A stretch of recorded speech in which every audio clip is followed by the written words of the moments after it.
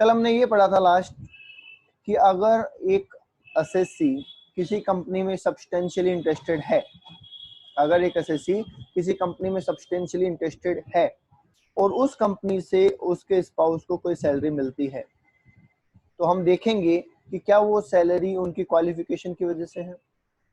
अगर क्वालिफिकेशन की वजह से है तो वो उसी की सैलरी रहेगी जिसको वो मिल रही है, ठीक है। और अगर उसकी वजह से नहीं है तो फिर हम एसएससी के अंदर उसे क्लब कर देंगे, ठीक है। ये हमें ध्यान रखना है। इसमें अब दूसरा पॉइंट मैं आपको बताने जा रहा हूं, वो ये, when both are substantially interested. इसका मतलब क्या है? बोथ आर सब्सटेंशियली इंटरेस्टेड का मतलब है कि मिस्टर एक्स के पास मिस्टर एक्स भी सब्सटेंशियली इंटरेस्टेड है और मिसिज एक्स भी सब्सटेंशियली इंटरेस्टेड है, ठीक है।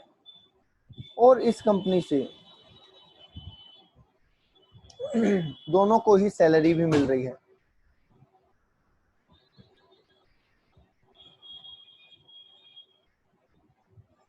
तो फिर क्या होगा? अब सब्सटेंशियली इंटरेस्टेड दोनों हैं और दोनों को ही मिल रही है सैलरी, तो इन दैट केस हम क्या करेंगे? इन दैट केस हम ये करेंगे कि देखेंगे कि सैलरी क्यों मिल रही है, क्या सैलरी क्वालिफिकेशन की वजह से है?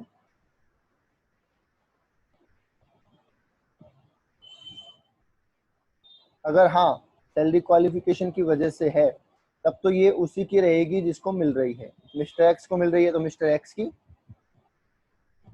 और मिसिज एक्स को मिल रही है तो मिसिज एक्स की, ठीक है। पर अगर सैलरी अदरवाइज मिल रही है, मतलब क्वालिफिकेशन नहीं है, तो ये सैलरी उसकी होगी जिसकी अदर इनकम ज्यादा होगी, who have higher other income. समझ गए?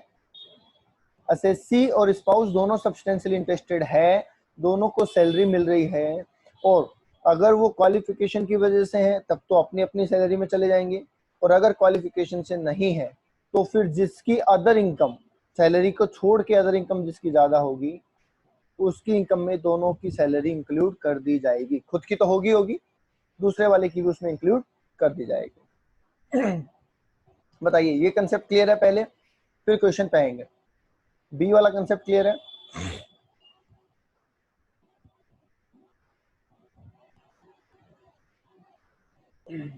जल्दी जल्दी रिप्लाई कर दीजिए, बी वाला कंसेप्ट क्लियर है?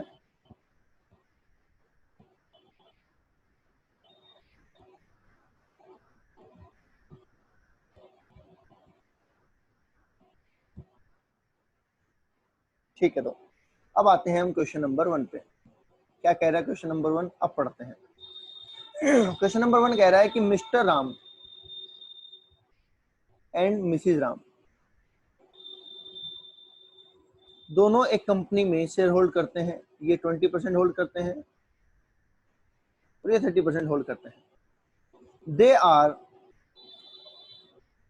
Employed in Anand limited ₹8 240। देखिए इनको सैलरी कितनी मिल रही है? 2,40,000, और इनको सैलरी मिल रही है 3,60,000, ठीक है। विदाउट एनी टेक्निकल और प्रोफेशनल क्वालिफिकेशन, ये बात ध्यान रखना, दोनों को ही विदाउट क्वालिफिकेशन मिल रही है। आगे लिखा है अदर इनकम, तो अदर इनकम है मिस्टर राम की 70,000 और मिसिज राम की 1,00,000। मिस्टर राम की 70,000 और मिसिज राम की 1,00,000। अब सॉल्यूशन की तरफ आते हैं, ठीक है। अच्छा बताइए, सब्सटेंशियली इंटरेस्टेड कौन है? कोई एक या दोनों? सब्सटेंशियली इंटरेस्टेड कौन है?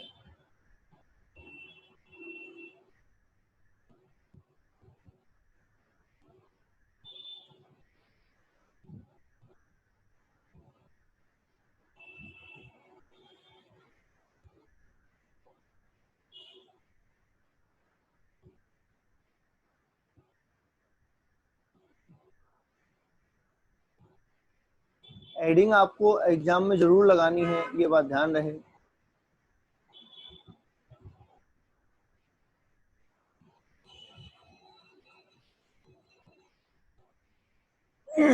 ठीक है, चलिए, एक तरफ हम राम की इनकम निकाल रहे हैं और एक तरफ मिसिज राम की इनकम निकाल रहे हैं। देखिए अदर इनकम दोनों की अपनी अपनी होगी, उसमें तो कुछ सोचना ही नहीं है। तो इनकी 70,000 रुपए और इनकी 1 लाख रुपए, इसमें तो कुछ सोचना ही नहीं है। अब बात आती है सैलरी की, और जब बोथ आर सब्सटेंशियली इंटरेस्टेड है और क्वालिफिकेशन नहीं है, तो सैलरी उसके हाथ में जाएगी जिसकी अदर इनकम ज्यादा हो। तो अदर इनकम ज्यादा है किसकी? मिसिज राम की। तो पहले तो मिसिज राम की खुद की सैलरी लिख देते हैं, उसको क्लबिंग नहीं बोलेंगे, वो तो टैक्सेबिलिटी है, ठीक है। पर मिस्टर राम की जो इनकम होगी वो क्लबिंग बोलेंगे हम, और वो भी किस में जुड़ जाएगी? मिसिज राम में। कितनी? 70,000। बस ये आ जाएगा हमारा आंसर।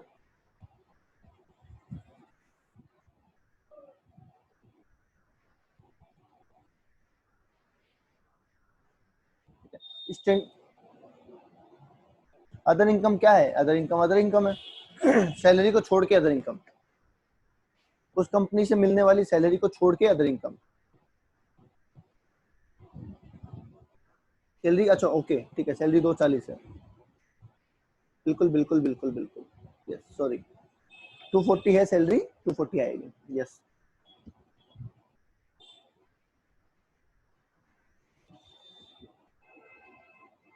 तो इनकी अमाउंट कितना हो जाएगा?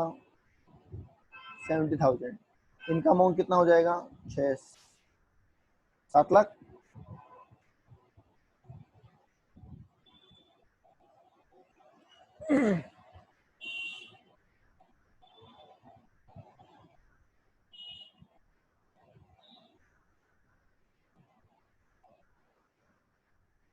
हाँ जी, क्लियर? क्लियर है ये क्वेश्चन? कोई डाउट है तो पूछ लो।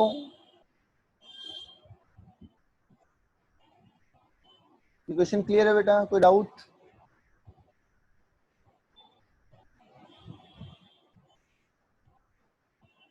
चलिए, तो कोई डाउट नहीं है।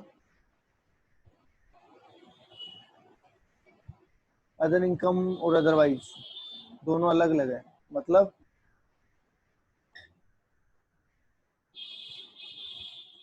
अदर इनकम है, अदरवाइज का मतलब क्वालिफिकेशन नहीं है, वो दोनों बातें तो अलग अलग ही है ना।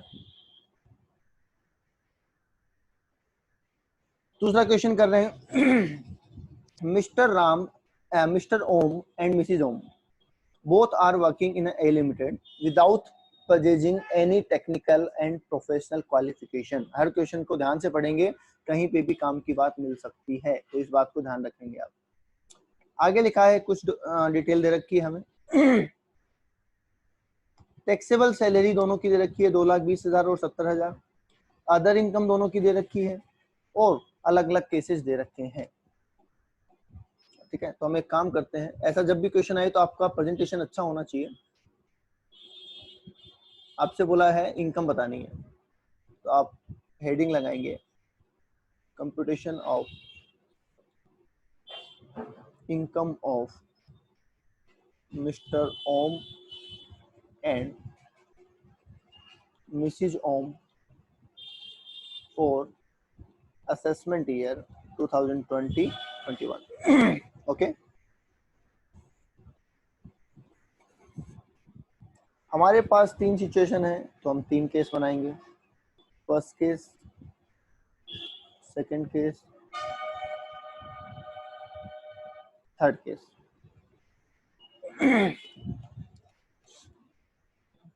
ओके, तो यहाँ पे लिख देते हैं केस 1, केस 2 एंड केस 3।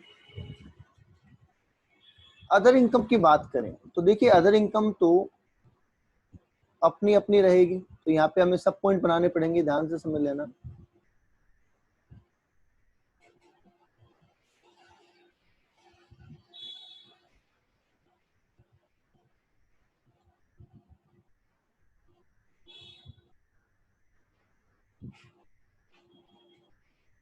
आप चाहें तो 3 सेपरेट स्टेटमेंट भी बना सकते हैं।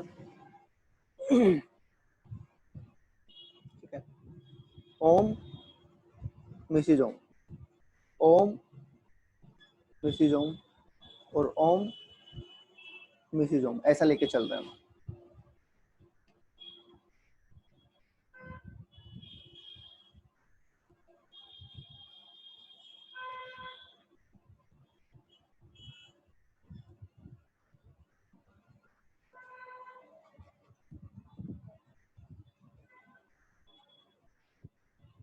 ओके, तो पहले हम अदर इनकम की बात करें। यहाँ पे शेयर होल्डिंग से कोई मतलब है नहीं है, अदर इनकम में कोई मतलब नहीं है, अदर इनकम अपने अपनी रहेगी। तो 50,000 और 80,000 रुपए, तो हर केस में ये तो इतनी ही रहेगी, इससे आपको कोई छेड़छाड़ नहीं करनी है।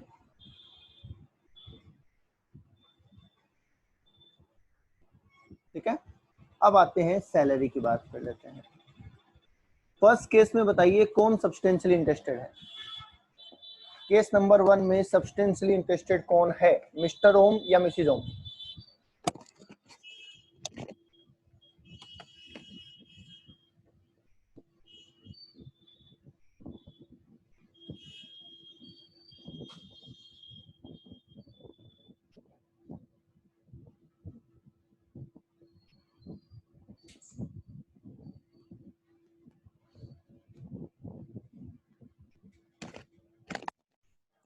फर्स्ट केस में सब्सटेंशियली इंटरेस्टेड कौन है भाई, जल्दी जल्दी सब लोग रिप्लाई करें तो ही फायदा होगा, अदरवाइज तो कोई मतलब नहीं निकलेगा। कोई नहीं, कोई नहीं, कुछ लोग कह रहे हैं बोथ। तो देखिए, सब्सटेंशियली इंटरेस्टेड होने की हमारी कंडीशन क्या थी कि एसएससी एंड हिज रिलेटिव, ऐसा ही था, SSC and his relative hold 20% और मोर शेयर होल्डिंग। ठीक है, पहले केस में बोला है कि एसएससी कौन है, मिस्टर ओम की मैं अगर बात करूं तो मिस्टर ओम खुद 15% होल्ड करते हैं और उनकी वाइफ, क्या वाइफ रिलेटिव में नहीं है? क्या वाइफ रिलेटिव नहीं होती? होती है। तो अगर मैं ये कहूं भाई एसएससी एंड उनके रिलेटिव, तो मिस्टर ओम और उसके रिलेटिव मतलब उसकी वाइफ दोनों मिला के 21% होल्ड करते हैं, तो इसके हिसाब से मिस्टर ओम तो सब्सटेंशियली इंटरेस्टेड है। ठीक है, सिमिलरली मिसिज ओम और उसके रिलेटिव मतलब उसके हस्बैंड अगर दोनों मिलाए तो भी 20% होते हैं। इसका मतलब बोथ आर सब्सटेंशियली इंटरेस्टेड। यही गलती आप एग्जाम में करते हो, पढ़ा हुआ सब कुछ होता है, प्रैक्टिकली लगाने में गड़बड़ कर जाते हो। हस्बैंड के लिए वाइफ और वाइफ के लिए हस्बैंड रिलेटिव होते हैं। हमें अकेले का नहीं देखना, दोनों का मिला के देखना होता है कि 20% और मोर है क्या, अगर हाँ तो आप सब्सटेंशियली इंटरेस्टेड है। बिल्कुल करेंगे दोनों का प्लस, क्योंकि हमने कहा कि एसएससी और रिलेटिव मिला के 20% और मोर होने चाहिए। तो ओम, ओम के लिए ओम की वाइफ मिला के देखेंगे और मिसिज ओम और ओम को मिला के देखेंगे। तीसरे केस की बाद में बात करेंगे, पहले हम फर्स्ट केस की बात कर रहे हैं, तीसरे केस की बात नहीं कर रहे हैं। अच्छा मैंने लिख दिया, मैं काट देता हूं भाई। ठीक है, तीसरे केस का मैं काट देता हूं, ये लीजिए बस। क्लियर है?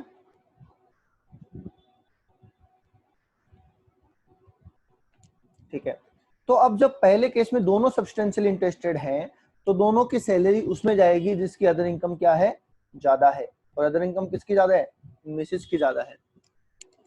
तो 2,20,000 रुपए और 70,000 रुपए दोनों किस में चले जाएंगे, पहले केस में मिसेज ओम में चले जाएंगे। Any doubts? कोई डाउट है यहाँ तक? दूसरे केस में भी दोनों सब्सटेंशियली इंटरेस्टेड हैं, तो सेम ट्रीटमेंट,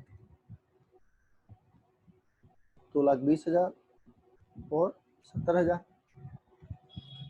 तीसरे केस में कोई भी सब्सटेंशियली इंटरेस्टेड नहीं है। और जब कोई भी सब्सटेंशियली इंटरेस्टेड नहीं है तो भैया अपनी अपनी जानो, हम दूसरे में तो कैसे ऐड कर सकते हैं। तो मिस्टर ओम अपने 2,20,000 पे और मिसिज ओम अपने 70,000 पे टैक्स दे देंगे। तो यहाँ जाके हमारा क्वेश्चन खत्म हो जाएगा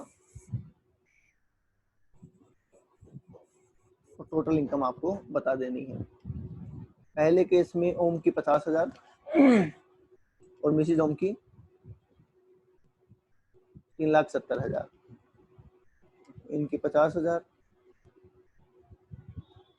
3,70,000, यहाँ पे हो जाएगी 2,70,000। अच्छा टोटल मैंने गलत कर दिया क्या? सही है।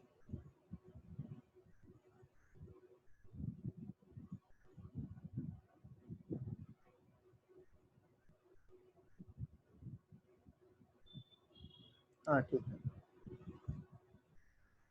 बोलो जी, क्लियर है यहाँ तक? किसी के कोई डाउट है तो बोल दो।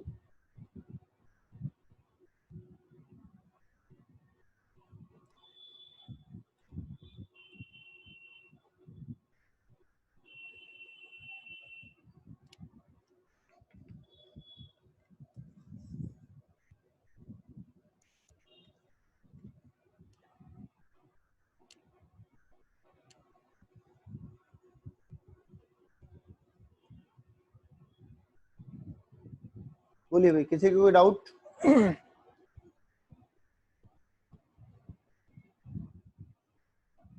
है तो बोल दें, अदरवाइज फिर आगे चलेंगे।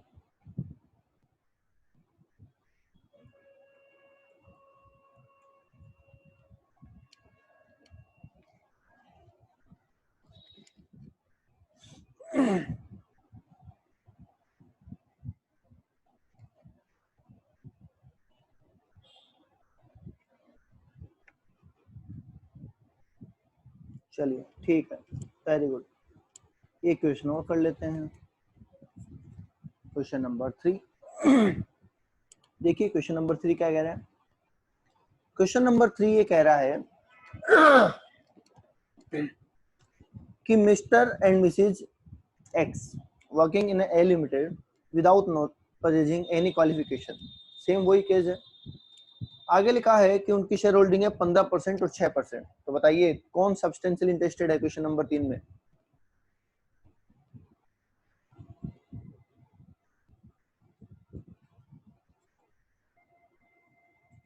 Both are substantially interested.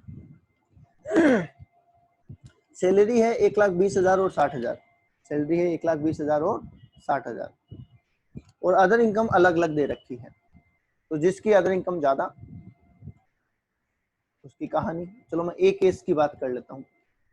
एक केस में अगर मैं बात करूं, ऐसा लिख देता हूं मैं,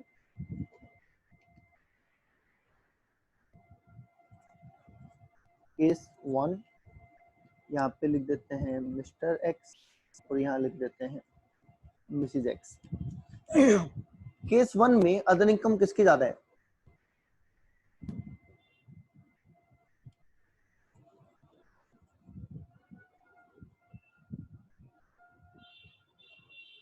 ₹50,000 और 80,000।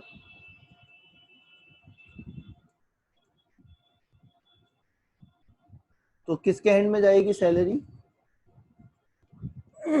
मिसिज एक्स के हैंड में। 1,20,000 और 60,000। लो जी, ये हमारा केस 1 हो गया।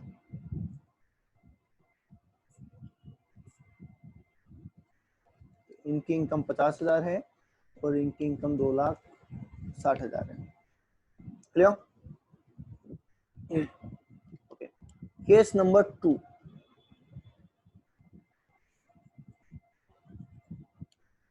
अगेन अदर इनकम लिख देते हैं। इस बार अदर इनकम दे रखी है हमें 90,000 और 65,000। तो 90,000 इनकी और 65,000 इनकी। सही है। इस बार अदर इनकम किसकी ज्यादा है? मिस्टर एक्स की। तो ये सैलरी कहाँ आ जाएगी?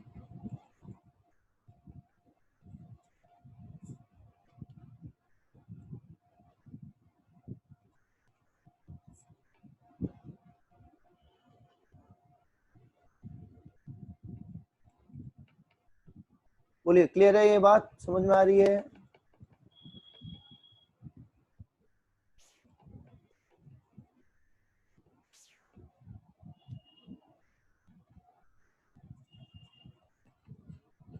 केस नंबर 3,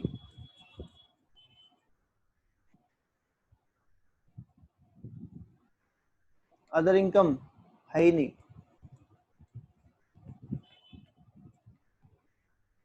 और अदर इनकम है ही नहीं तो किसकी इनकम ज्यादा है? किसी की ज्यादा नहीं है। और जब किसी की ज्यादा नहीं है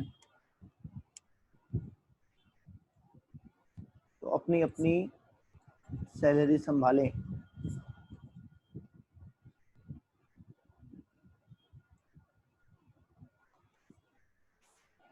दैट्स इट।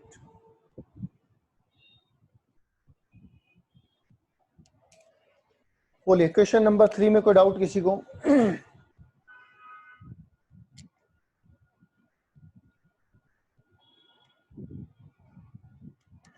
इक्वल है तो भी अपनी अपनी।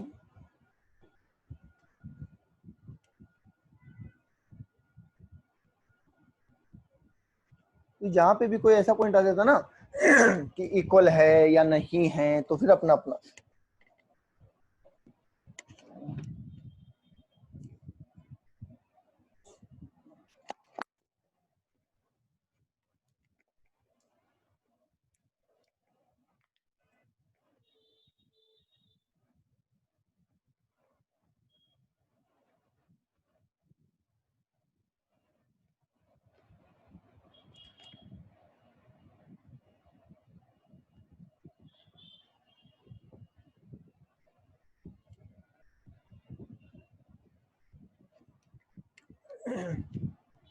चलिए भाई, अच्छा है, कोई डाउट नहीं है तो।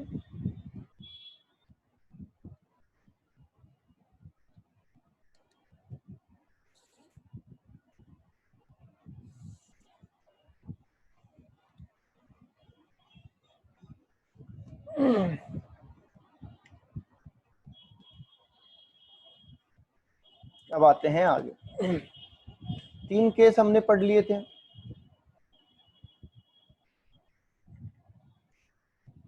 तीन केस हमने पढ़ लिए थे। पहला था स्पाउस और सन्स वाइफ को एसेट ट्रांसफर करने वाला। दूसरा था क्रॉस ट्रांसफर का। और तीसरा था सब्सटेंशियली इंटरेस्ट वाला। आई होप तीनों चीज आपके माइंड में एकदम क्लियर होगी।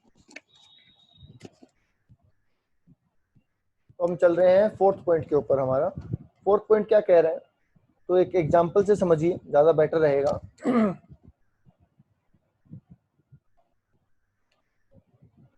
मिसिज एक्स ने एक बिजनेस स्टार्ट किया, ठीक है, और मिसिज एक्स ने इस बिजनेस में कुछ कैपिटल लगाई।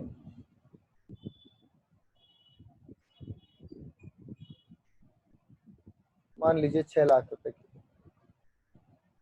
कब लगाई थी?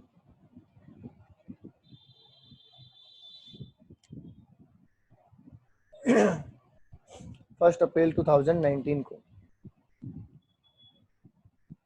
बाद में इन्हें कुछ पैसे की जरूरत पड़ी तो इन्होंने मिस्टर एक्स से कुछ पैसे ले लिए एज ए कैपिटल मान लीजिए, या फिर उधार मान लीजिए। लोन नहीं है, ध्यान रहे, लोन नहीं है, या तो गिफ्ट है या एज ए कैपिटल, आप कैपिटल ही मान लीजिए। इन्होंने 2 लाख रुपए मिस्टर एक्स से लिए 15 जुलाई 2019 को,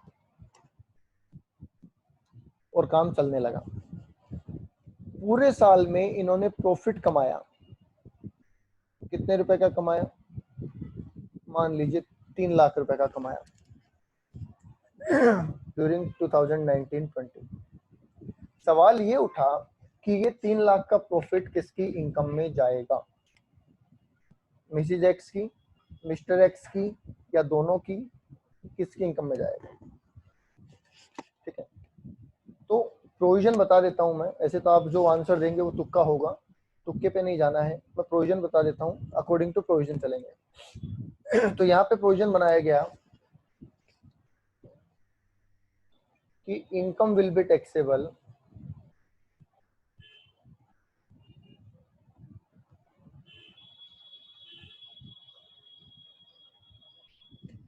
income will be taxable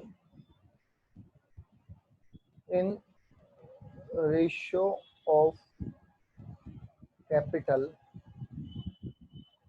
on first day of previous year. Income will be taxable in ratio of capital on first day of previous year. जिस भी प्रीवियस ईयर की हम बात कर रहे हैं उसके पहले दिन जो कैपिटल रेशियो रहा होगा उसमें इनकम डिस्ट्रीब्यूट होगी, बाद में चाहे रेशियो कुछ भी रहे उससे कोई मतलब नहीं है। अब बताइए इस एग्जांपल में 3 लाख रुपए किसके लिए टैक्सेबल होगी?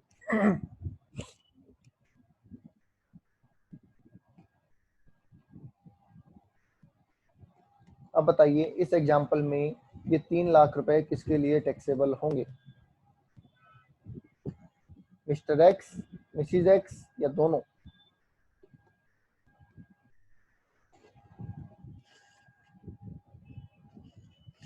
ओके, तो आपका कहना है कि ये 3 लाख रुपए मिसिज एक्स के लिए टैक्सेबल होंगे बिकॉज 1 अप्रैल 2019 को सिर्फ उन्हीं का पैसा बिजनेस में था, तो इसलिए उनके इनकम में टैक्सेबल हो जाएंगे। ओके ठीक है, अब आगे बात कर लेते हैं। आगे आपको कहा गया कि भैया प्रॉफिट हुआ है अगले साल 6 लाख रुपए का। कौन से साल? 2020-21। ये 6 लाख का प्रॉफिट किसके हैंड में टैक्सेबल होगा और कितना कितना होगा?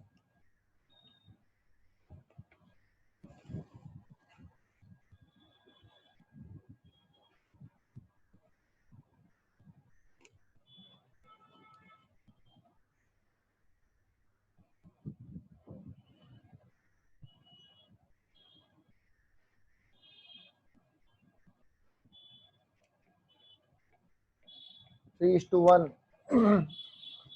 निकाल के बताओ, रेशियो निकाल के बताओ। अगर रेशियो में होगा तो रेशियो बताओ।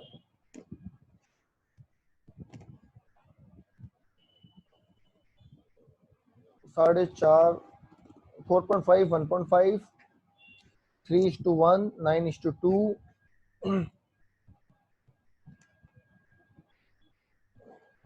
4.5 लाख और 1.5 लाख ऐसा। ओके चलिए रेशियो में बता देता हूँ। मिसिज एक्स के लिए होगा, ऐसा लिख देते हैं, mister x and Mrs x. तो मिसिज एक्स के लिए 9 और मिस्टर एक्स के लिए 2, ये रेशियो होगा। आई थिंक सबका गलत है। जितने भी आपने तुक्के लगाए आई थिंक सारे गलत हैं।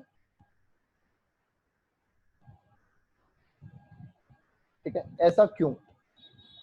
ठीक है, राइट आंसर ये है, देखिए पिछले साल मिसिज एक्स का पैसा कितना था? 6 लाख रुपए तो कैपिटल था। ठीक है, 3 लाख का जो प्रॉफिट आया वो भी तो बिजनेस में ही है, उसके निकालने की कोई इन्फॉर्मेशन है क्या आपके पास? नहीं है। तो इस साल के स्टार्टिंग में मिसिज एक्स का पैसा कितना हो गया? 9 लाख रुपए। जबकि मिस्टर एक्स का पैसा कितना है? 2 लाख रुपए। तो इसलिए रेशियो क्या बनेगा? 2:9।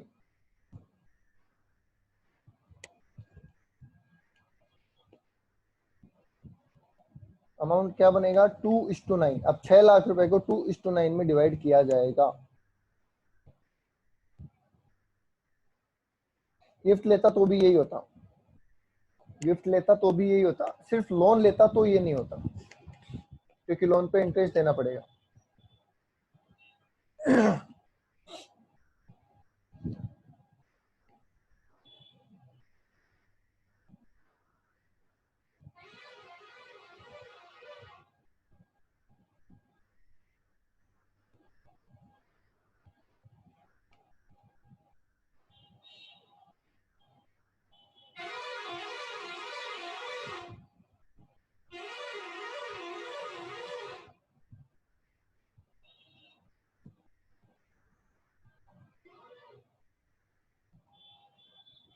अगर पैसा निकाला नहीं गया है तो हम री इन्वेस्टेड मानेंगे, और अगर क्वेश्चन में लिखा गया है कि पैसा निकाला है तो ये अमाउंट कम हो जाएगा, जितने से निकाला उतने से, बस।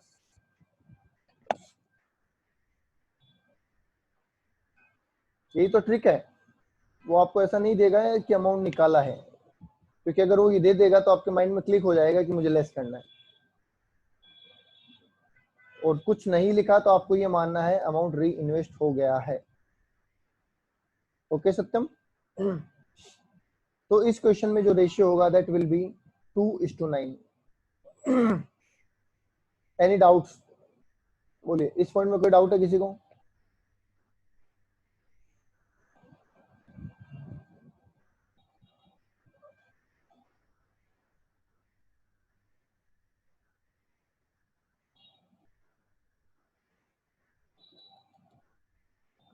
फटाफट कमेंट करो इस क्वेश्चन में, इस कंसेप्ट में कोई डाउट है? ये 2 पॉइंट बड़े ध्यान से लिख लेना, समझ लेना कि पहले दिन वाले कैपिटल कंट्रीब्यूशन में प्रॉफिट बढ़ता है और अमाउंट विड्रॉ अगर नहीं दे रखा तो री इन्वेस्ट ही मानेंगे।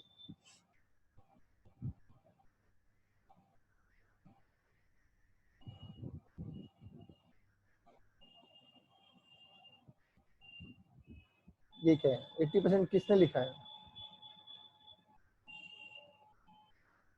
अरे सुना करो क्या बोल रहे हैं, थोड़ा समझा करो ऐसे ही। प्रीवियस ईयर लिखा है, वो 80% थोड़ी लिखा है। पूरा सेंटेंस तो पढ़ो।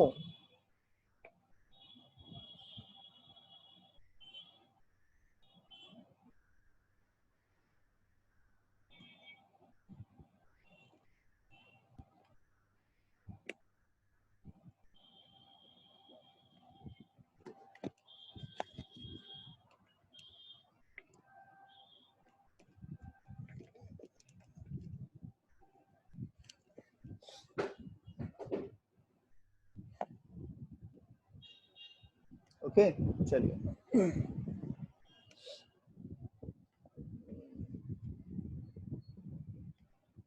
नेक्स्ट पॉइंट, और इसको भी हम लगा देते हैं मोस्ट इम्पोर्टेंट। ठीक है, नेक्स्ट पॉइंट बोल रहे हैं और ये भी मोस्ट इम्पोर्टेंट में है।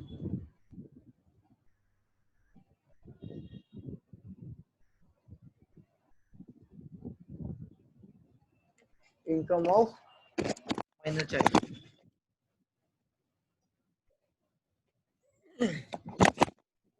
नेक्स्ट पॉइंट कह रहा है इनकम ऑफ माइनर चाइल्ड।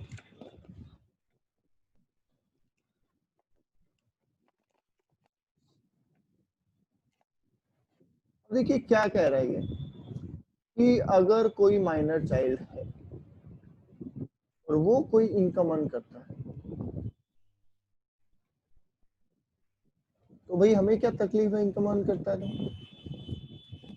हमें कोई दिक्कत थोड़ी ना है।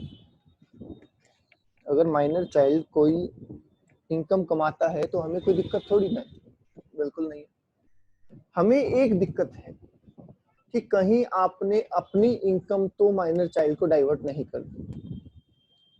ठीक है, कहीं आपने अपनी इनकम तो माइनर चाइल्ड को डाइवर्ट नहीं कर दी, बस हमें इसकी चिंता है, बाकी माइनर चाइल्ड के पैसे कमाने से हमें कोई दिक्कत नहीं। ठीक है, तो यहाँ पे देखिए कुछ लोग जब पढ़ाते हैं तो अलग चीज बताते हैं, कहीं आप थ्योरेटिकली पढ़ोगे तो भी आपको कुछ अलग समझ में आएगा। तो मेरा समझाने का इसका तरीका थोड़ा सा लोगों से हटके है। ठीक है, वो ये कहते हैं कि बच्चा जो कमाता है वो पेरेंट्स में जुड़ता है, और मैं ये कहता हूँ कि बच्चा को जो डाइवर्जन किया जाता है बच्चे के नाम पे, वो क्लब होता है, बच्चे की इनकम क्लब नहीं होती।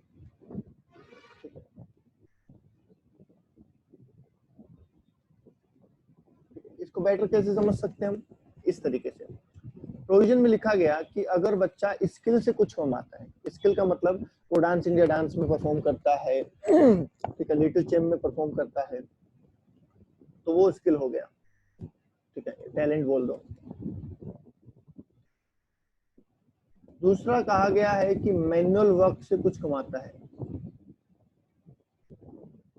मैनुअल वर्क का मतलब हाथों से कुछ मेहनत करता है, कुछ बनाता है, उससे कमाता है। और तीसरा कहा गया अदर इनकम, जिसमें ना बच्चे की मेहनत है, ना बच्चे का टैलेंट है, ना बच्चे का दिमाग है, वो अदर इनकम में आती है। तो अगर स्किल या टैलेंट से बच्चे ने कमाया है तो इसकी क्लबिंग नहीं होगी। स्किल या टैलेंट से अगर बच्चे ने कमाया है तो इसकी क्लबिंग नहीं होगी। क्लबिंग नहीं होने का मतलब इस पे इनकम बच्चे के नाम से ही होगी और टैक्स भी बच्चे के नाम से ही फाइल होगा। हाँ, रिप्रेजेंटेटिंग एसएससी के तौर पे जो उसके पेरेंट्स है वो टैक्स फाइल कर देंगे। ठीक है। मैनुअल वर्क से कुछ कमाया है तो इस पे भी कोई क्लबिंग नहीं होगी। ठीक है, तो कहने का मतलब फिर तो ये हो गया ना कि बच्चे ने कुछ कमाया है तो क्लबिंग नहीं होगी। पर अदर इनकम है। अब आप बोलोगे सर अदर इनकम क्या?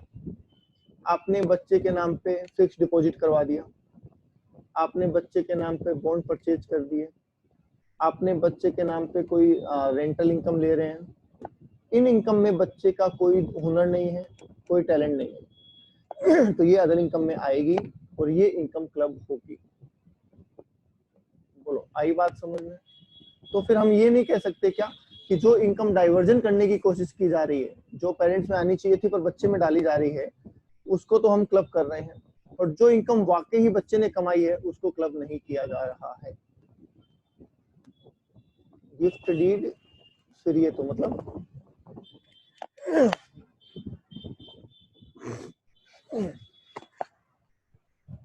समझा नहीं बेटा मैं आपकी बात निशांत।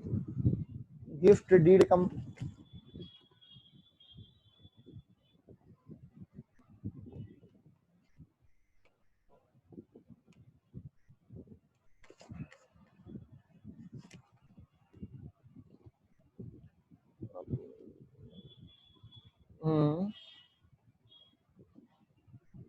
पेरेंट्स की इनकम मानी जाएगी। मैंने बताया था आपको वो ये बताया था कि अगर अभी मैं बताऊंगा उसमें वो क्यों मानी जाएगी।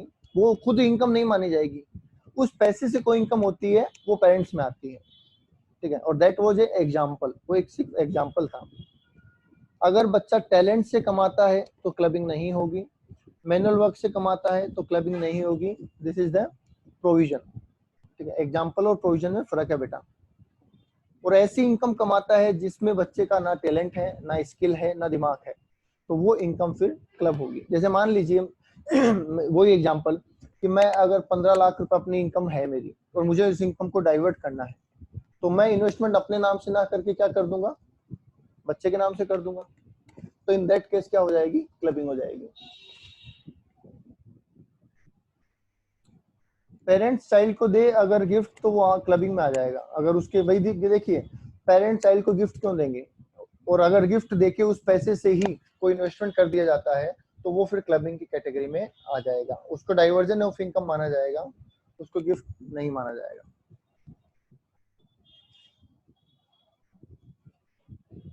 ओके, बोलिए, क्लियर है सबके डाउट्स? आराम से पूछ लो, नो प्रॉब्लम एट ऑल। एक बार पूछो, 10 बार पूछो, 50 बार पूछो, कोई दिक्कत नहीं। अब बात आती है कि क्लबिंग होगी, वो तो सही बात है, किसके लिए होगी, किस पेरेंट्स के हैंड, किसके हैंड में होगी? तो हम बोलते हैं इन हैंड्स ऑफ पेरेंट्स। किसके हैंड में होगी? माता पिता के हाथ में होगी। अब आप बोलेंगे सर माता या पिता, तो ये भी एक सोचने वाली बात है। तो यहाँ पे दो केस है। इन केस ऑफ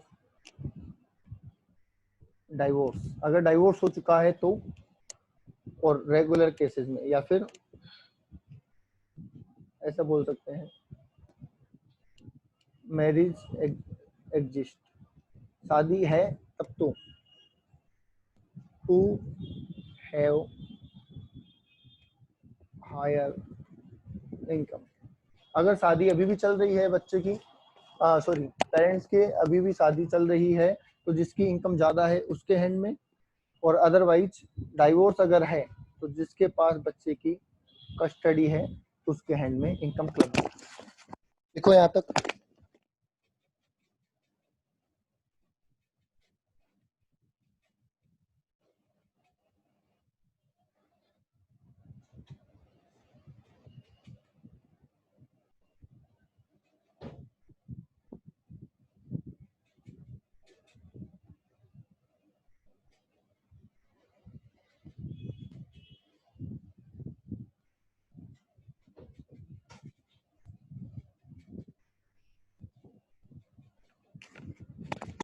क्लियर है? अगर शादी अभी है, चल रही है, तो उस पेरेंट्स में क्लब होगी जिसकी इनकम ज्यादा है, और अगर शादी नहीं चल रही, डाइवोर्स हो चुका है, तो जिसके पास बच्चे की कस्टडी है उसकी इनकम में क्लबिंग होगी। Is it clear? जल्दी जल्दी जवाब दे दो भाई।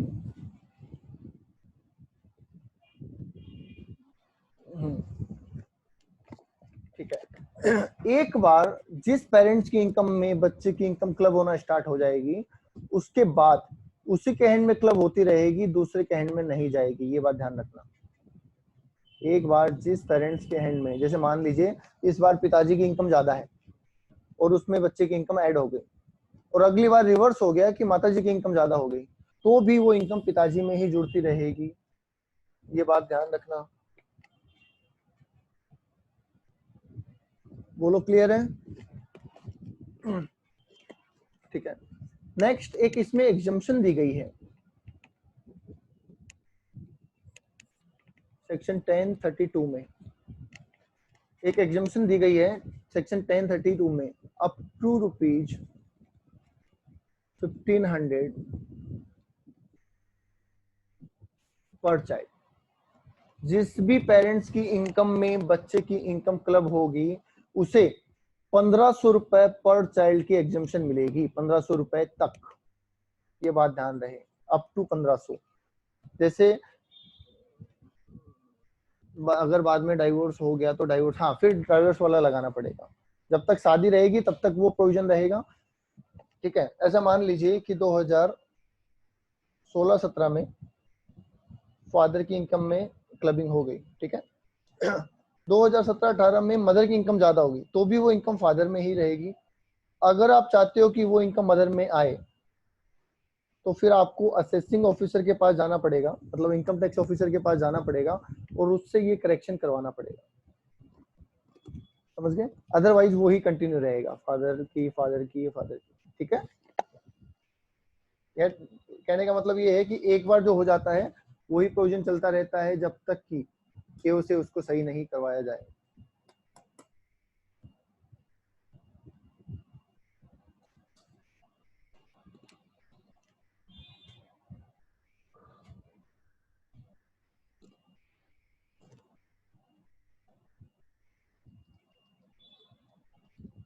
बोले क्लियर है ये पॉइंट?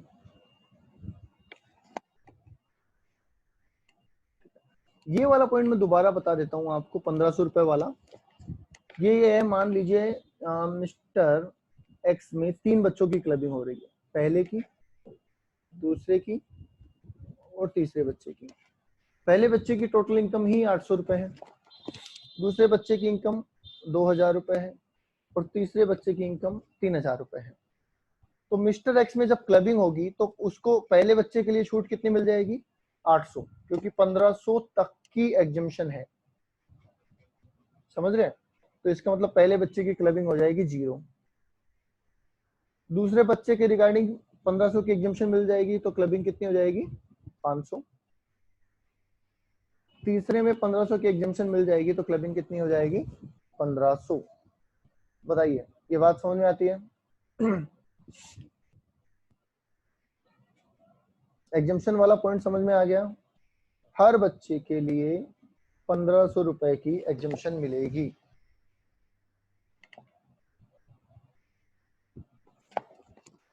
अप टू 1500, फिक्स नहीं है 1500, 1500 तक, इसलिए हमने ये एग्जांपल दिया है।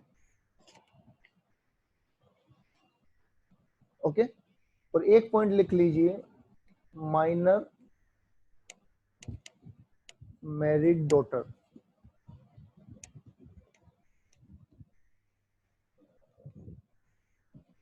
अगर माइनर मैरिड डॉटर है, ठीक है, तो उसकी क्लबिंग नहीं होगी। अगर बच्ची है, माइनर है और उसकी शादी हो चुकी है, तो फिर उसकी क्लबिंग पेरेंट्स में नहीं होगी।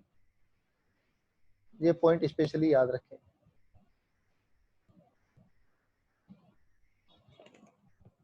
बोलिए क्लियर है? ये कुछ इंपॉर्टेंट पॉइंट है, वो बात कर रहा हूँ। अच्छा, अब मुझे एक छोटा सा एग्जांपल लास्ट बता दीजिए। आज का सेकंड लास्ट पॉइंट है, इसके बाद एक और कराऊंगा। एक बच्चा है 16 साल का है, उसने टैलेंट से अपने यहाँ पे टैलेंट से 5 लाख रुपए कमाए, क्या क्लबिंग होगी? हाँ जी, क्लबिंग होगी क्या? एक बच्चे ने अपने टैलेंट से 5 लाख रुपए कमाए, क्लबिंग होगी? नहीं होगी। बिल्कुल सही है। वो ये 5 लाख रुपए घर लेके आया और उसके पिताजी ने इस 5 लाख रुपए की एफडी करवा दी, और अब इस एफडी नहीं नहीं होगी क्लबिंग बेटा, क्योंकि स्किल से कमाया है, ठीक है। अब इस एफडी पे 60,000 रुपए का इंटरेस्ट आया अगले साल, बताओ इसकी क्लबिंग होगी क्या? यस, इसकी क्लबिंग होगी, क्योंकि अगेन हम इस 60,000 रुपए को इन तीनों कैटेगरी में डालेंगे। क्या ये स्किल से है? नहीं। क्या ये टैलेंट से है? नहीं। क्या ये मैनुअल वर्क से है? नहीं। क्या ये अदर इनकम है? यस। तो फिर इसके ऊपर ये प्रोविजन अप्लीकेबल हो जाएंगे, ठीक है। इसका मतलब हम ये कह सकते हैं कि इनकम ऑन इनकम को हम अलग से देखेंगे, और उसमें अगर वो अदर इनकम में आती है तो वो क्लोजिंग प्रोविजन के अंदर आ जाएगी। That's it. ओके। और last point,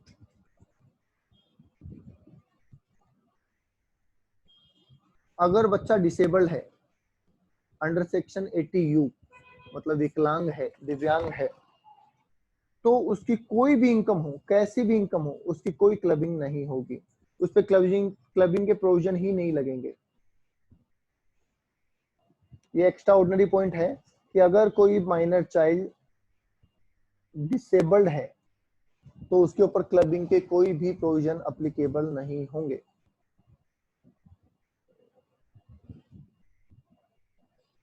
is it clear?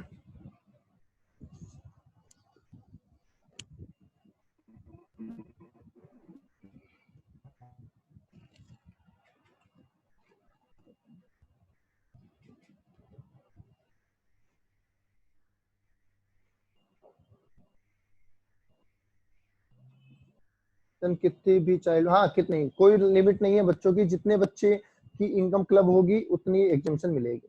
एक बच्चे की क्लब होगी तो एक बार 1500, 5 बच्चों की क्लब होगी तो 500 के लिए 1500। कोई लिमिट नहीं है, नंबर ऑफ चाइल्ड्स की कोई लिमिट नहीं है। ओके, चलिए आज के लिए इतना ही। Thank you.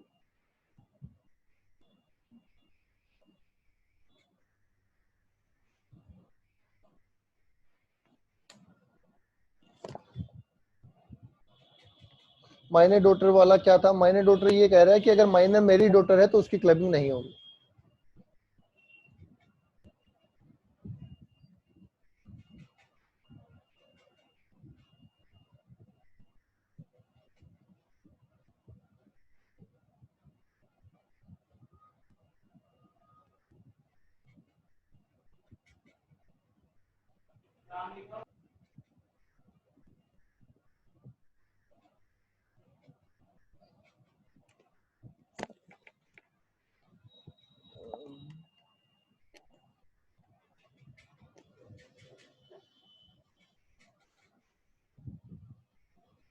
जल्दी से स्क्रीनशॉट ले लें, फिर मैं डिस्कनेक्ट कर रहा हूँ एफएम की क्लास के लिए।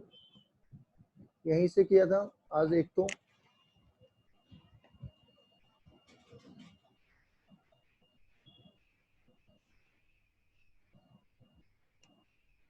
वापस कनेक्ट करें एफएम